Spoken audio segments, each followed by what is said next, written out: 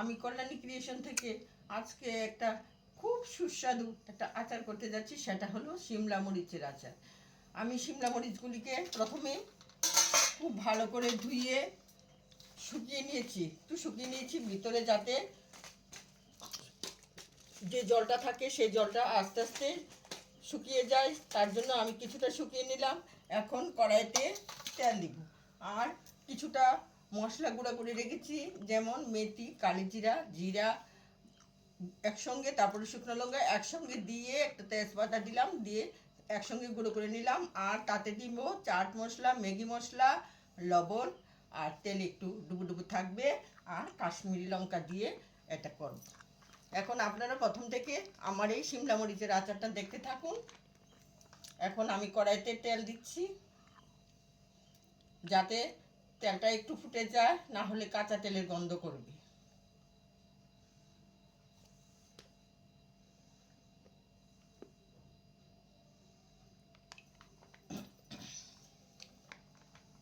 তেলটা একটু ফুটে যাক, আর আমি এই কাচের বয়ামটা নিয়েছি, তাতে একটা একটা করে শিমলা মরিচ ঢুকিয়ে নিচ্ছি। খুবই সুস্বাদু এই শিমলা মরিচের আচার খেতে। ভাতের সঙ্গে খান, রুটির সঙ্গে খান, সব কিছুর সঙ্গে খাওয়া যায়। আবার একটু বসে বসে যদি একটু একটু ঝাল খেতে ইচ্ছে করে, তাহলে প্লেটে নিয়েও খাওয়া যায় শিমলা মরিচের আচার, খুবই সুস্বাদু। তাই আমি শিমলা মরিচগুলিকে এক এক করে বয়ামে ঢুকে নিচ্ছি।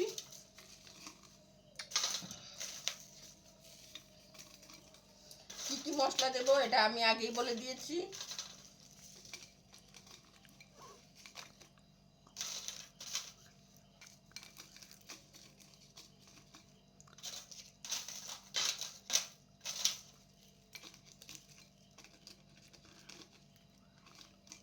তেলটা ফুটে যাবে, তারপর মরিচগুলি আর বাকি মরিচগুলি আমি তাতে দিয়ে দেব।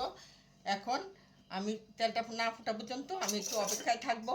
আর কিছুটা ধনেপাতার আচার করব, সেই ধনেপাতাগুলি আমি একটু ভালো করে ধুয়ে কড়াইতে একটু জলটা যেন না থাকে তার জন্য একটু টানিয়ে নিয়েছি। আর কিছুটা তেঁতুল রেখেছি ধনেপাতা মরিচে দেওয়া আচারে দেওয়ার জন্য। আর কিছুটা তেল দেব। তারপর যদি কেউ সর্ষে দিয়ে খেতে, সর্ষে বাটা দিয়ে খেতে ভালোবাসে, তারাও সর্ষে বাটা দিতে পারবে, কিন্তু আমি এখন সর্ষে বাটাটা দেই নাই। আমি কিছুটা সব রকমের মশলা গুঁড়ো করে রেখেছি, আর কিছুটা কাশ্মীরি লঙ্কা দেবো, লবণ তো দিতেই হবে। এখন আমার তেলটা গরম হয়ে গেছে, তার জন্য আমি তেলটা বয়ামে ঢেলে দিচ্ছি। লঙ্কাগুলির উপরে তেলটা ঢেলে দিলে লঙ্কাগুলি ভালো থাকবে।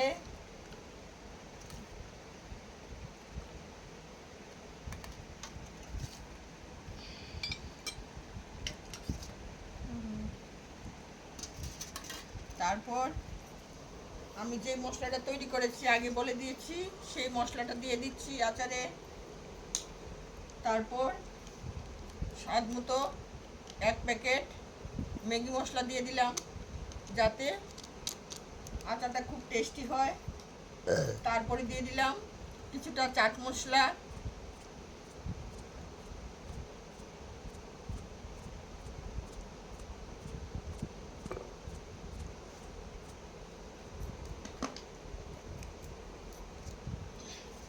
তারপর 1 চামচ লবণ দিয়ে দিলাম স্বাদ মতো। তারপর কিছুটা কাশ্মীরি লঙ্কার গুঁড়ো দিয়ে দিচ্ছি, যেন আচারটা দেখতে খুব সুন্দর হয়। আর আমাদের সবসময় যে লঙ্কা খায় সেই লঙ্কাগুলিও আমি দিয়ে দিয়েছি সেটাতে। এখন আমি এটা দিয়ে সুন্দর করে আস্তে আস্তে আস্তে আস্তে ঘুরিয়ে ঘুরিয়ে মশলাটা লাগিয়ে দিচ্ছি সবার গায়ে, লঙ্কাগুলির গায়ে। খুব সুন্দর করে আস্তে আস্তে কিছুটা রোদ্রে দিতে হবে।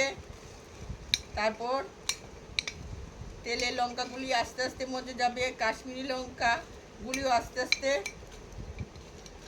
তার মধ্যে ভরা ছিল আমার বয়ামটা, কিন্তু কিভাবে আস্তে আস্তে সবগুলি নিচে পড়ে গেল। এখন আমি বাকি লঙ্কাগুলি দিয়ে দিচ্ছি।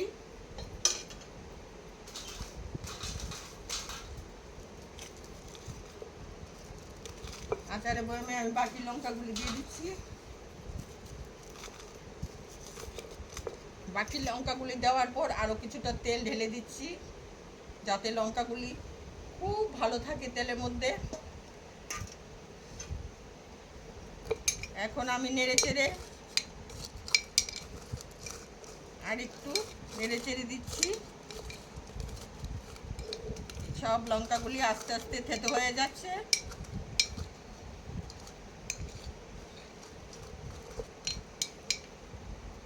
আরো কিছুটা কাশ্মীরি লঙ্কা দিয়ে দিব।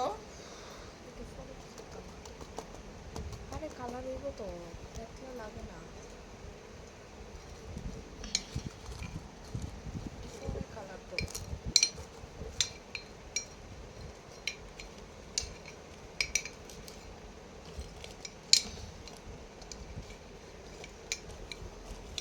এখন আমি 1 ঘন্টার জন্য লঙ্কার আচারটা রোদে দিয়ে দিচ্ছি। আর এখন আমি কাঁচা লঙ্কা ধনিয়া পাতার আচারটা করে নিচ্ছি আপনাদের সামনে। এই পাত্রে দিয়ে দেব। কিছুটা ধনিয়া পাতা আগেই কড়াইতে একটু ভেজে নিয়েছিলাম যাতে জলটা টেনে যায়। আর কিছুটা তেঁতুল দিয়ে দেব যাতে ভালো থাকে আচারটা। তেঁতুলটা আগে থেকে একটু গুঁড়ে নিয়ে রেখেছিলাম। আচারটা খুব সুন্দর করে তেঁতুলটা সুন্দর করে মিশে গেছে। তারপরে এটাতে কিছুটা তেল দিয়ে দিলাম ধনিয়া পাতার আচারে। তেল দেওয়াতে আচারটা খুব ভালো থাকবে, নষ্ট হবে না। অল্প করেই করেছি। আর কিছুটা কাশ্মীরি লঙ্কার গুঁড়ো দিয়ে দিলাম। আর এটাতে চাট মশলা লাগবে না, ম্যাগি মশলাও লাগবে না, একটু লবণ দিয়ে দিলাম। তারপর আমি যে মশলাগুলি করে রেখেছিলাম সেই মশলাগুলি একটু লঙ্কার গুঁড়ো আর একটু জিরের গুঁড়ো, মিষ্টি জিরের গুঁড়ো সব কিছু মিলিয়ে আমি এটা করেছি। এখন ধনিয়া পাতার আচারটা আস্তে আস্তে কিছুদিন রোদে দিতে হবে। রোদে দিলে আস্তে আস্তে আচারটা খুব সুন্দর করে। আমি বন্ধুদের বলছি যে আপনারাও ধনিয়া পাতার আচার করেন।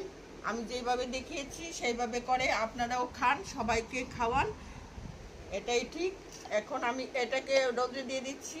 আর কাশ্মীরি লঙ্কার আচারটা এখন নিয়ে আসছি। এখন দেখতে পাচ্ছেন তো বন্ধুরা, কাশ্মীরি লঙ্কার আচারটা কি সুন্দর হয়ে গেল। আস্তে আস্তে আমি আপনাদের সামনে এটা তুলে দেখাচ্ছি। কাশ্মীরি লঙ্কার আচারটা আস্তে আস্তে কি সুন্দর থেতো হয়ে গেল লবণে। এই যে দেখলেন তো বন্ধুরা, খুব সুন্দর হয়ে গেল কাশ্মীরি লঙ্কার আচারটা। এইভাবে আমি সব ইউটিউবের বন্ধুদের বলছি যে আপনারাও কাশ্মীরি লঙ্কার আচার করেন, ঘরে বসে খান। বাজার থেকে কাশ্মীরি লঙ্কা কিনে আনেন, লাল দেখে কাশ্মীরি লঙ্কা কিনে এনে ভালো করে শুকিয়ে তারপরে এইভাবে আমি যে প্রসেসে দেখিয়েছি সেই প্রসেসটা অ্যাপ্লাই করুন। আর কাশ্মীরি লঙ্কার আচার খান, সবাই খুব তৃপ্তি পাবেন। এই বলে আমার ইউটিউবের বন্ধুদের বলছি যে আমাকে এই সাবস্ক্রাইব এবং লাইক শেয়ার কমেন্ট করতে ভুলবেন না। ধন্যবাদ।